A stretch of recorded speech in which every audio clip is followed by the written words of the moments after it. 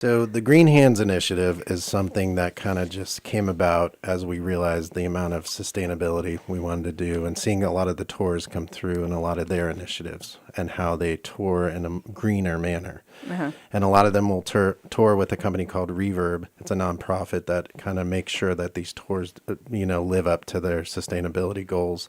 And so with that, we started looking at the composting we could do, active recycling. We have a garden now that actually produces food that we feed the artists, stuff like that. And then one of the biggest things we recently did was we replaced all the bottled water, and we have water refill stations now for not only the people coming to the concerts, but all the people working the concerts as well. And that's called the One Less Plastic Bottle Program. Exactly. Yeah, so just fewer plastic bottles when you go to see a show. Amy Robb, you're the publisher of a new magazine, relatively new magazine in town, Edible Northeast Florida. Correct. And how are you guys involved in all this? Well, we obviously deal with food, but more than that, we also deal with food systems. We're interested in talking about food systems. And when you talk about food systems, you're talking about farms and land and waterways and the sea. And that gets quickly into issues of sustainability and how to protect and preserve those resources. So we saw that the Amphitheater was working on their Green Hands initiative, and we thought that's something we'd like to be a part of. Sure. And so there will be more than one opportunity for people to be part of this, beginning with a screening of a documentary called Tapped. And this is about the bottled water industry, right? Correct. Yeah. And we'll be showing it at the Amphitheater this Saturday and at the concert hall on Sunday. Both events are free.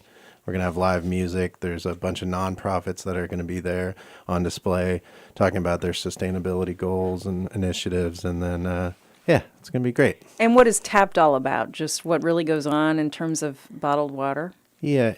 I'll let Amy. Yeah. handle Tell me that about question. Tapped. So this actually came about through a partnership with the U.S. Green Building Council in the North Florida chapter here in Jacksonville, and they have graciously allowed us to do a screening of this documentary. And it really takes aim at looking at the bottled water industry and its lack of regulation. It also looks at what happens to the plastics used in the bottling process and what happens to those plastics after. So there'll be two opportunities to see this. 8 o'clock Saturday night at the Amphitheater. You can go see Tap for free. And then Sunday at the Ponte Vedra Concert Hall, they'll screen it at 6 o'clock with cocktails. So two opportunities this weekend. But this is a series. There'll be other things you guys are targeting as well. Ideally, this was the beginning when we partnered with Amy and Edible as far as trying to show these films and kind of tying it around the initiatives we're doing. So the water one was big for us. And I mean, since we started this program with the refillable water stations, we're measuring it now, but there's thousands of bottles that have been saved. And that's just on the audience side because we're measuring that. But again, working backstage, the amount of stagehands and artist crew that go through bottled water, it's crazy. At the end of the show, we'd be filling dumpsters with these things. Oh, man. Wow. Half drank water bottles. So you end up realizing, people are taking a sip, putting it down, taking a sip, putting it down. So at this point, we realized we have to get canteens and being a little better about this. But you said some acts that perform at the Amphitheater have, of their own volition, started to change their habits. How are they doing that? Absolutely. They sometimes they'll bring that group Reverb, and then other times they'll do a lot of the things like the writers we get. They want to make sure that we're locally sourcing a lot of the food we're bringing in. They want to make sure there's no plastic water. There's no water bottles. There's only glass being used. They get really excited about seeing us have a garden or compost. They want to have recycling bins in their dressing rooms. So it's gone from that party backstage lifestyle to a more interesting. responsible. The new socially conscious rock and roll lifestyle.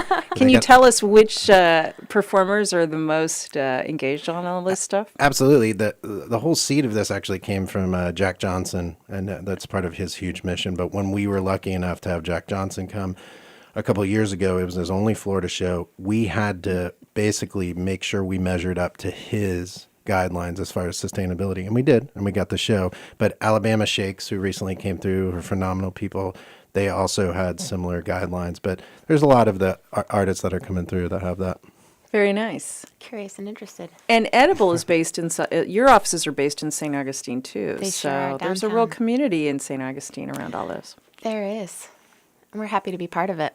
All right. So again, you can be part of this as well. It's a green film series through Edible Northeast Florida, the U.S. Green Building Council, and the St. Augustine Amphitheater. Go see Tapped Saturday night at the Amphitheater, or you can check it out Sunday at the Ponte Vedra Concert Hall. Yeah. Amy Robb, publisher of Edible, Ryan Murphy, director of cultural events in St. Johns County. Thanks for being here. Thanks, Melissa. Thank you. We'll be right back.